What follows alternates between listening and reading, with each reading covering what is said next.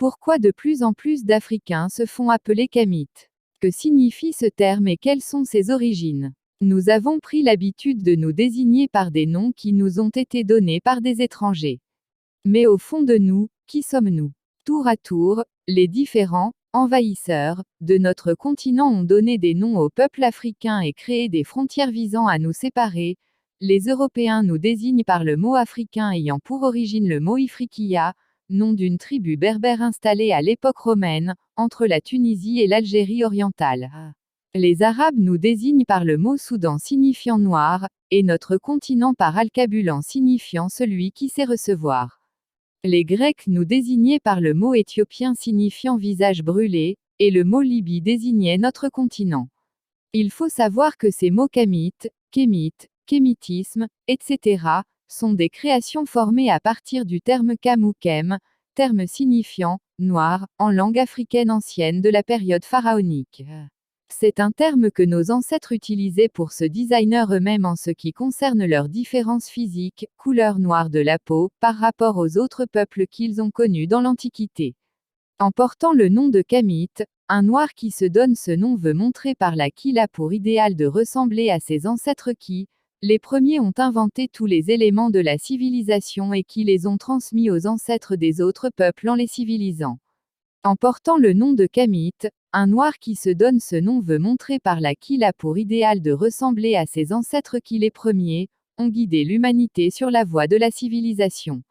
En portant le nom de Kamite, un noir qui se donne ce nom veut montrer par là qu'il a pour idéal de ressembler à ses ancêtres qui les premiers ont inventé la philosophie, les sciences, le calendrier, les mathématiques, etc., et avait plein de savants Imhotep, etc. C'est pourquoi un Kamite doit, comme ses ancêtres, faire de la science et la recherche afin d'être un savant dans le sillage de ses ancêtres. Pour finir, c'est Cheikh Anta Diop qui nous donne la meilleure définition possible du Kamite d'aujourd'hui lorsqu'il dit « L'Africain qui nous a compris est celui-là qui, après la lecture de nos ouvrages, aura senti naître en lui un autre homme, animé d'une conscience historique, un vrai créateur, un Prométhée, un porteur d'une nouvelle civilisation et parfaitement conscient de ce que la terre entière doit à son génie ancestral dans tous les domaines de la science, de la culture et de la religion. » Donc voilà, pour être Kamite il ne suffit pas seulement d'avoir la peau noire ou de se donner des noms de pharaons. Le Kamite a donc du pain sur la planche.